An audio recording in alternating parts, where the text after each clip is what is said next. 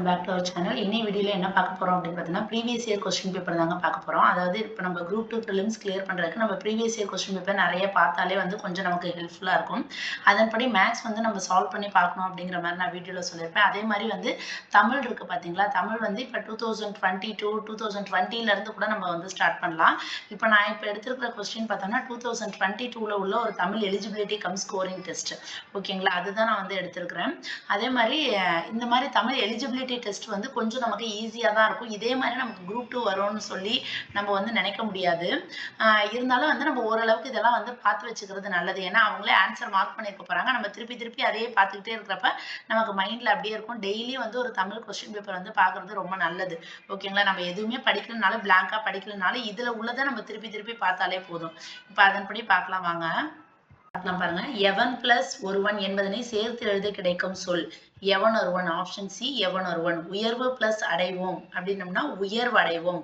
ஊவும் ஆவும் சேர்ந்து வாவா மாறிடும், உயர்வு அடைவோம். அடுத்து வேதி உரங்கள் அப்படிங்கறத எப்படி பிரித்து எழுதலாம்? வேதி கூட்டல் உரங்கள், வேதி கூட்டல் உரங்கள். இப்படி பிரிச்சு போட்டு இதை நம்ம திருப்பி சேர்த்து பாருங்க, இதே இது வருதான்னு பார்க்கலாம். தீயும் ஊவையும் சேர்த்தோம் அப்படின்னம்னா யூ அப்படின்னு சொல்லி வரும். அப்ப வேதி உரங்கள் அப்படின்னு கரெக்டா வருது அப்படின்னு சொல்லி பார்த்துக்கலாம். அடுத்து எதிர்ச்சொல். கேள்வி என்ன கேட்டிருக்காங்க? எதிர்ச்சொல். எளிது, அதோட எதிர்ச்சொல் என்னது? அரிது. அடுத்து சொல்லும் பொருளும் பொருந்தா இணை எது அப்படின்னு சொல்லி கேட்டிருக்காங்க. கொம்பு, கிளை, புலை, துளை, கான், காட்சி, அசும்பு, நிலம். இது எல்லாமே அதோட சேம் மீனிங். அப்ப இந்த மாதிரி இதை நம்ம தெரிஞ்சு வச்சுக்கணும். கொம்புனா கிளை, புலைனா துளை, அசும்புனா நிலம், கான்னா காட்சி கிடையாது அப்படின்னு சொல்லிட்டு. அடுத்து பொருந்தாத இணை பாருங்க. இதுல பொருந்தாத இணை எதுன்னு சொல்லி கேக்குறாங்க. சூழி தலையில் அணிவாங்க, குலை காதில் அணிவாங்க, சுட்டி நெற்றில் அணிவாங்க, கிண்கிணி இடையில் அணிய மாட்டாங்க. அப்ப அது பொருந்தாத இணை. அடுத்து பொருந்தாத இணை பாருங்க. குறிஞ்சி, யாமம், மருதம், வைகரை, பாலை, நண்பகல். இது எல்லாமே கரெக்ட். முல்லை, ஏற்பாடு மட்டும் தப்பு. பொருந்தாத இணை இதுவும் பொருந்தாத இணை தான் கேக்குறாங்க. ஜாஸ்தினா மிகுதி, பொக்கிஷம் செல்வம், நமஸ்காரம் வணக்கம், விஸ்தாரம்னா அளவு கிடையாது. அடுத்து வலுவு சொல் இல்லாத தொடரை எழுதுக அப்படின்னம்னா அதை செய்தது நான் அல்லேன். அதை செய்தது நான்கிறதுனால இங்க வினைமுற்று எப்படி வந்திருக்கு? அல்லேன். அடுத்து ஆங்கில சொல்லுக்கு நேரான தமிழ் சொல்லில் சரியானதை எழுதுக. இப்ப இது எல்லாமே தப்பா இருக்கு. Vowel, consonant, டிஸ்கஷன்லாம். ஹோமோகிராஃப் அப்படின்னம்னா ஒப்பெழுத்து. ஹோமோகிராஃப் அப்படின்னம்னா ஒப்பெழுத்து. அடுத்து ஆங்கில சொல்லுக்கான தமிழ் சொல் பொருந்தா இணையை கண்டறிக அப்படின்னு பார்த்தோம்னா இதுல எது தப்புன்னு சொல்லி கேட்கறாங்க. ஸ்ட்ரோம்னா புயல், டார்னடோனா சூறாவளி, சீ பிரீஸ்னா கடல் காற்று, டெம்பஸ்ட் அப்படின்னம்னா சுழல் காற்று கிடையாது. வேர்ல்டு வைன்னா தான் சுழல் காற்று, டெம்பஸ்ட்னா பெருங்காற்று அப்படிம்பாங்க. ஒலி மற்றும் பொருள் வேறுபாடு இருந்து சரியான இணையை. பானம் 2 சுழினா 3 சுழினா, இதுக்கு என்ன மீனிங்னு கேட்கறாங்க. 2 சுழினானா ஆகாயம், 3 சுழினானா வெடி.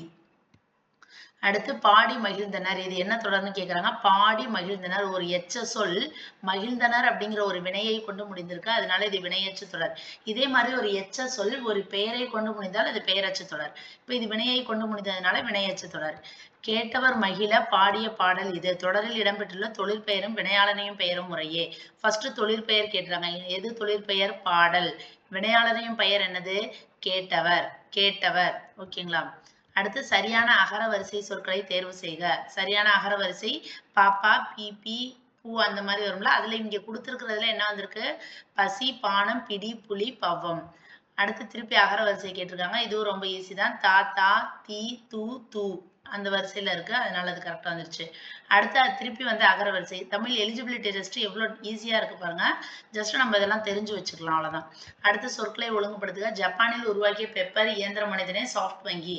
இது நம்ம சொல்லி பார்த்தோம்னாலே நமக்கு எது கரெக்டா வருதோ அதை டிக் பண்ணிடலாம். ஜப்பானில் சாஃப்ட் வங்கி உருவாக்கிய இயந்திர மனிதனே பெப்பர். திருப்பி பாருங்க, அகர வரிசையை தான் கேட்டிருக்காங்க. அதுக்கும் என்ன வருது? தாத்தா. அந்த வரிசையில பார்த்தோம்னா தாக்கு அப்புறம் தான் தூ, அப்புறம் தே, தோ. அடுத்து விடை வகையை சுட்டுக. நீ தேர்வு எழுதவில்லையா அப்படிங்கிறதுக்கு கை வலிக்கிறது. அதாவது இப்ப என்ன இருக்கோ அதை சொல்றாங்க. அப்போ உற்றது உரைத்தல். கை வலிக்கும் அப்படின்னு சொன்னாங்கன்னா உருவது கூறல். இனிமேல் நடக்க போறதை பத்தி சொல்றது. இது உற்றது உரைத்தல். இப்ப கை வலிச்சுக்கிட்டு இருக்கு. அடுத்து ஓமையால் விளக்கப்பெறும் பொருத்தமான பொருளை தேர்ந்தெடுத்து எழுதுக. எலியும் பூனையும் போல அப்படின்னம்னா ஓமை கூறும் பொருள் என்ன சொல்லியிருக்காங்க? வேற்றுமை. எலியும் பூனையும் போல அப்படின்னம்னா போல அப்படிங்கிறது என்னது? வேற்றுமை. இலவு காத்த கிளி போல அப்படிங்கிறது என்னது? ஏமாற்றம். இலவு காத்த கிளி போல அப்படின்னம்னா ஏமாற்றம். அடுத்து பாருங்க, பசுமரத்தாணி போல அப்படின்னம்னா எளிதில் மனத்தில் பதித்தல். பசுமரத்தாணி போல அப்படின்னம்னா எளிதில் மனத்தில் பதித்தல். அடுத்து சரியான கலைச்சொல் ரீஃபார்ம் அப்படின்னம்னா சீர்திருத்தம்.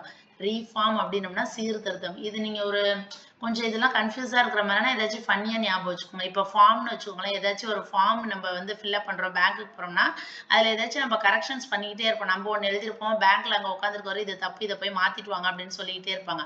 அப்போ ஃபார்ம்னு வந்துச்சுன்னா திருத்தம்ங்கிறது ஞாபகம் வச்சுக்கோங்க. உனக்கு கதை எழுத தெரியுமா அப்படிங்கிறதுக்கு கட்டுரை எழுத தெரியும் அப்படின்னம்னா இனமொழி விடை. கதையும் கட்டுரையும் வந்து இதுக்கு இனமானது இல்ல, அதனால அது வந்து இனமொழி விடை. நிறுத்தற்குறி சொல்லியிருக்காங்க பாருங்க. கண்ணா விழித்தொடர் வருதா, பக்கத்துல ஒரு கமா வந்துடணும். அதுக்கப்புறம் வா வா அப்படிங்கிறதுனால அந்த இடத்துல ஒரு ஆச்சரியக்குறி, அதோ திருப்பி ஒரு ஆச்சரியக்குறி. அங்குள்ள துணி ஓவியங்களை பார்ப்போம், லாஸ்ட்ல புள்ளி. ஓகேங்களா? அடுத்து நிறுத்தற்குறி அறிக எது சரியானதுன்னு கேட்டிருக்காங்க. வீடு கட்டியாயிற்று அப்படிங்கிறப்ப கேள்விக்குறி, அது தப்பு. பணம் காணாமல் போனது ஆச்சரியக்குறியும் தப்பு. சட்டி உடைந்து போயிற்று, இதுக்கு மேல டபுள் அப்பாஸ்ட்ரஃபி தேவையில்ல. அப்போ ஓவியம் குமரனால் வரையப்பட்டது, இது ஒரு செய்தி வாக்கியம், இது கரெக்டா இருக்குது. பேச்சு வழக்கை எழுத்து வழக்காக மாற்றுக. எனக்கு கூட உங்களை மாதிரி ஆடணும்னு ஆசை. எனக்கு கூட உங்களை போல் ஆட வேண்டும் என்று ஆசை. எழுத்து வழியில நம்ம கரெக்டா எப்படி இது பண்ணுவோமோ அதை நம்ம பார்த்தாலே இதை கண்டுபிடிச்சிடலாம். பேச்சு வழக்கு எழுத்து வழக்காக அப்படின்னம்னா கொடுத்துடு அப்படின்னம்னா கொடுத்து விடு. அறநெறிச்சாரம் பாடலை எழுதியவர் யார் அப்படிதானே கேட்போம், யார் எழுதியிருக்காங்க அப்படிங்கிறது. எவ்வகை வினா என்பதை இந்த அதாவது மாணவர் வந்து யார்கிட்ட கேட்குறாங்க, டீச்சர்கிட்ட கேட்குறாங்க. அப்ப மாணவனுக்கு தெரியாது, தெரிஞ்சுக்கணுங்கிறதுக்காக டீச்சர்கிட்ட கேட்பாங்க. அப்ப அறிவினா. அவனுக்கு அவன் அறிஞ்சுக்கணும் தெரிஞ்சுக்கணும் அப்படிங்கிறதுக்காக டீச்சர்கிட்ட வந்து கேட்குறான், அறிவினா. மாணவரிடம் இந்த கவிதையின் பொருள் யாது என்று ஆசிரியர் மாணவரிடம் கேட்டல். என்ன சொல்றாங்க, மாணவரிடம் இந்த கவிதையின் பொருள் யாது என்று ஆசிரியர் மாணவரிடம் கேட்டல். ஓகே, டீச்சர் வந்து ஸ்டூடெண்ட்டை கேட்டாங்கன்னா அறிவினா. டீச்சருக்கு தெரியும், ஸ்டூடெண்ட்டுக்கு தெரியுமான்னு கேட்குறாங்க. சப்போஸ் மாணவன் போய் ஏதாச்சும் டீச்சர்கிட்ட டவுட் கேட்டாங்கன்னா என்னது, அது அறியா வினா. ஏன்னா அவனுக்கு தெரியாத, அதனால டீச்சர்கிட்ட கேட்குறான். காட்சி அழகு அப்படிங்கிறதுல வந்து காட்சி கூட்டல் கூட்டல் அழகுன்னு பிரிச்சிருக்காங்க. பின்வரும் சொல் தொடர்பு படுத்துக அப்படின்னு சொல்லியிருக்காங்க. இது பாருங்க, ஈறு பத்தி தான் சொல்லியிருக்காங்க. ஈறுனா இந்த லாஸ்ட்ல இந்த இது முடியுதுல, இதை பத்தி தான் சொல்லியிருக்காங்க. சி அப்படிங்கிறது ஈகார ஈரா இல்ல, ஐகாரமா இல்ல, ஆகார இல்ல.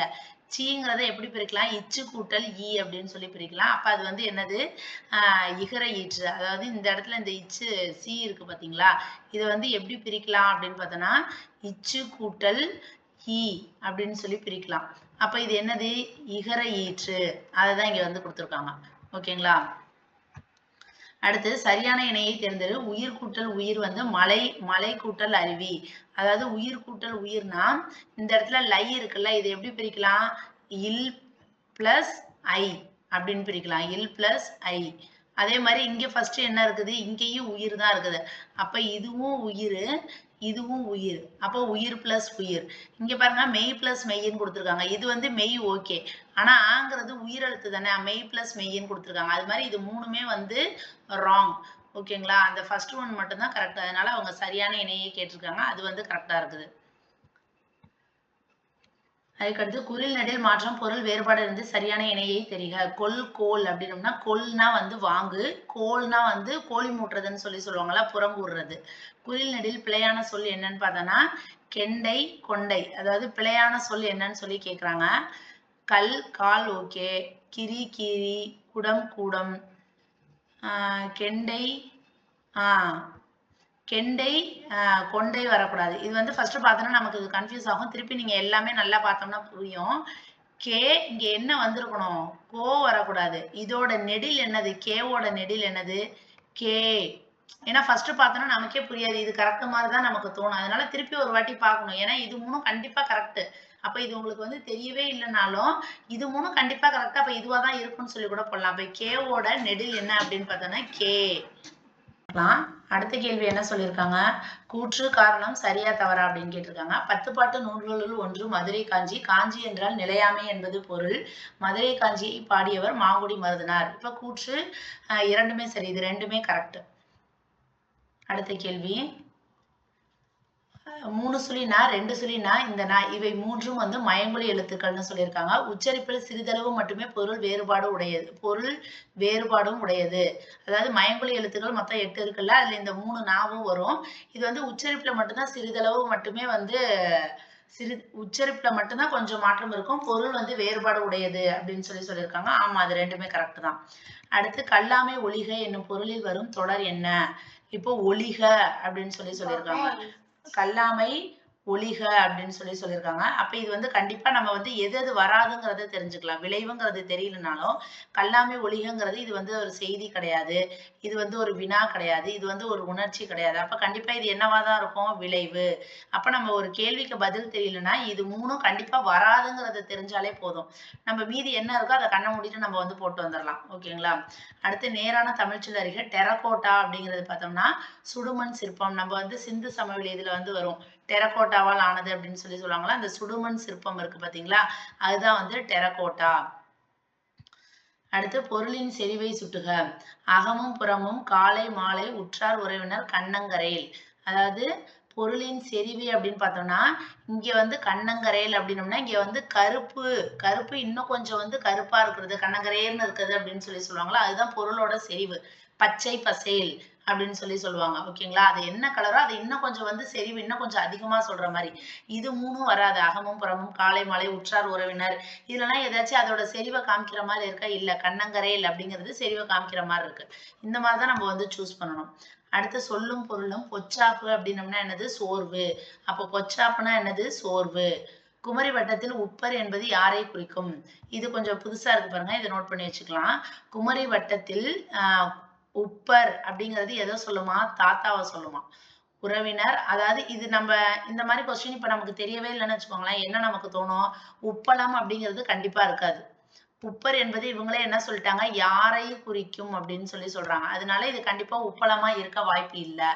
உறவினர், அப்பா, தாத்தா இந்த 3த்துல தான் ஏதாச்சும் இருக்கும்னு நமக்கு டவுட்டா இருக்கும். இந்த 3த்துலயே தான் நின்னுகிட்டே இருப்போம். இப்ப வந்து நம்ம தெரிஞ்சுக்கிட்டோம் உப்பர் அப்படின்னம்னா தாத்தா அப்படின்னு சொல்லிட்டு. அதனால இதை நல்லா நோட் பண்ணி வச்சுக்கோங்க. இந்த மாதிரி நம்ம பழைய கொஸ்டின் பேப்பர் பார்க்குறப்ப ஏதாச்சும் டிஃப்ரெண்டா உள்ளதை மட்டும் பார்த்து நோட் பண்ணி வச்சுக்கணும். அடுத்து வந்து சரியான பதிலை தேர்ந்தெடு. ஒரு ஊர், ஓர் ஊர், ஒன்று ஊர், ஒரு ஊர். அதாவது இதுக்கு வந்து நம்ம படிச்சிருப்போம். இது பார்த்தோம்னா உயிரெழுத்து. உயிரெழுத்துல ஆரம்பிக்குது அப்படின்னம்னா நம்ம எதுல இது பண்ணணும்? ஓர். இங்க ஓர்னு வரணும். சப்போஸ் இங்க வந்து உயிர்மை எழுத்தா இருந்துச்சுன்னா இது வந்து ஒரு அப்படின்னு சொல்லி வரும். ஓகேங்களா, அதை நம்ம படிச்சிருப்போம், உங்களுக்கு தெரிஞ்சிருந்திருக்கும்னு நினைக்கிறேன். அடுத்து சரியான பதில் இங்க பாத்தீங்களா, இங்க இது ந வந்து என்னது? உயிர்மை எழுத்து.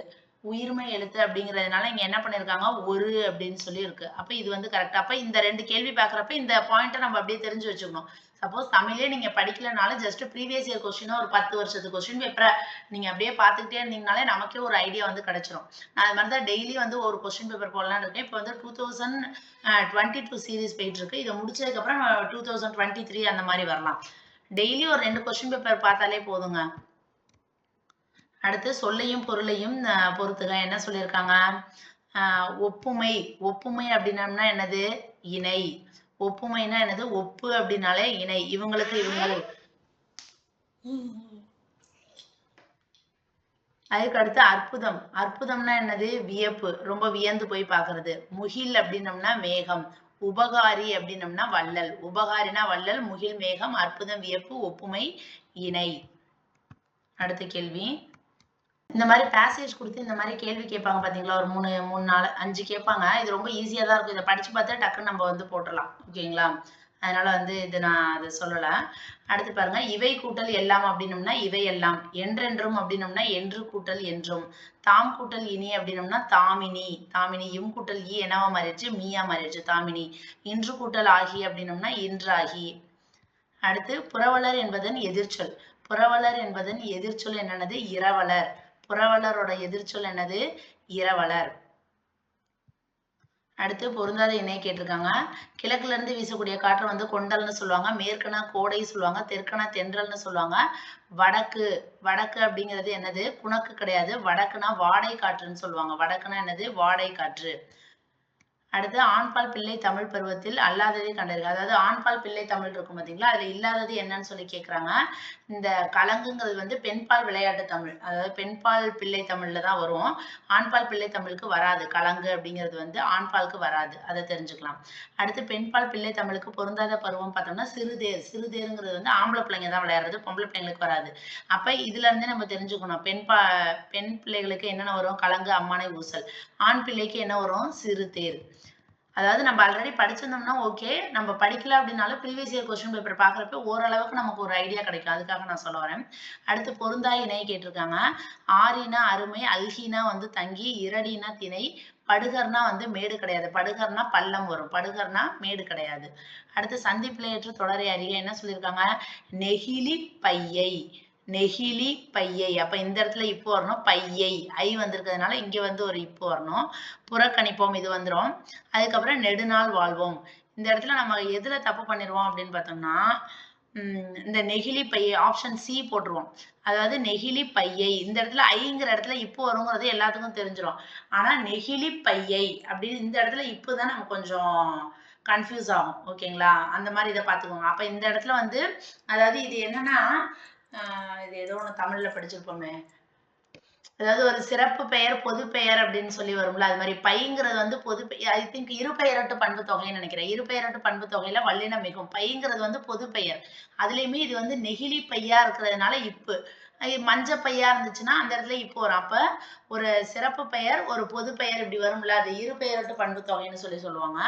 அதுக்காக இந்த மெய்யெழுத்து வர்றது. ஓகேங்களா? ஆனா இது நமக்கு ஃபர்ஸ்ட் பார்த்தோன்னா தோணாது. இப்ப நானே எல்லாருமே எக்ஸாம் எழுதினாலும் நம்ம பார்த்தோன்னா நமக்கு எது தோணும்? இந்த ஆப்ஷன் சி தான் கரெக்டா அடிக்க தோணும். அப்ப ஆனா நம்ம வந்து ஆப்ஷன் சியை மட்டும் பார்த்துட்டு விடாம ஆப்ஷன் டியையும் பார்க்கணும்.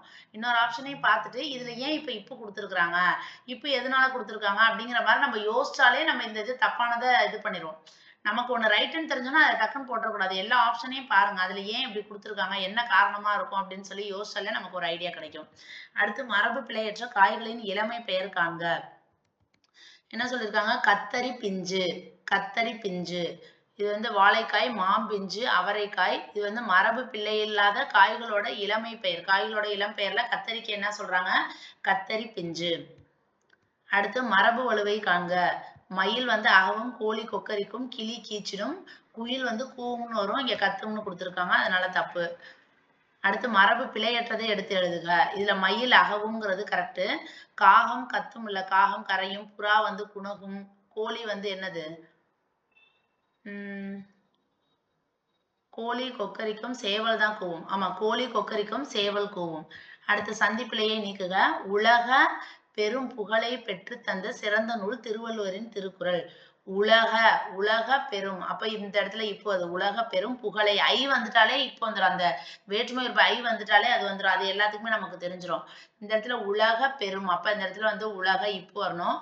புகழை இப்போ வருது. பெற்று தந்த பெற்று தந்த அந்த இடத்துல வந்து இத்து வருது. இது வந்து சந்திப்பிழையை நீக்குக. அடுத்து வந்து ஒளி மற்றும் பொருள் வேறுபாடு இருந்து சரியான சொல். உண்டாக்குதல் அப்படின்னோம்னா விளைவிக்கிறது, விளைய வைக்கிறது, உண்டாக்குறது விளை. ஒரு பொருள் தரும் பல சொற்கள். பார் அப்படின்னோம்னா உலகம், மேதினி. அடுத்து சொல்லுதல் அப்படின்னோம்னா செப்புதல், கூறல், இதெல்லாம் வந்து வரும். அடுத்து வந்து உன் என்னும் வேர் சொல்லின் பதம் அறிக அப்படின்னோம்னா உன் அப்படின்னோம்னா உண்டால். அது மாதிரியே உள்ளது இங்கே தானே இருக்குது. வேற எதுவும் வேற மாதிரி இருக்கு. அதனால அது வராது. அடுத்து ஆடினான் வேறு சொல்லை தருக அப்படின்னோம்னா ஆடினான். அப்ப ஆடு. அடுத்து சரியான அகரவரிசை. இது உங்களுக்கே தெரியும். அகரவரிசை நம்ம போட்டுடலாம். அதே மாதிரியே தான் இதுவும் அகரவரிசை. அகரவரிசையில எத்தனை கேட்டிருக்காங்க பாருங்க. அதனாலதான் இது எலிஜிபிலிட்டி டெஸ்ட்ல இப்படி கொடுத்துருக்காங்க. இதுவும் வந்து அகரவரிசை போட்டுடலாம். அடுத்து விடை வகைகள். கால்பந்து விளையாடுவாயா அப்படிங்கிறதுக்கு கைப்பந்து விளையாடுவேன் அப்படின்னோம்னா இதுக்கு இணையானதை வேற சொல்றான். அப்ப அது இனமொழி விடை. விடைக்கேற்ற வினாவை தேர்க. மண்ணும் சிலம்பே மணிமேகலை வடிவே. அதாவது அப்ப இதுல என்ன சொல்றாங்க? சிலப்பதிகாரத்தை பத்தியும் மணிமேகலையை பத்தி சொல்றாங்க. அப்ப இதுக்கான விடை கேள்வி என்னவா இருக்கலாம்? இரட்டை காப்பியங்கள் என அழைக்கப்படுவது எது அப்படின்னு சொல்லி கேட்கலாம். ஓகேங்களா? அதுதான் கொடுத்துருக்காங்க. என்னுடன் ஊருக்கு வருவாயா அப்படிங்கிறதுக்கு வராமல் இருப்பேனா திருப்பி ஒரு கேள்வி மாதிரி கேட்கறான். அப்ப வினா எதிர் வினாதல் விடை.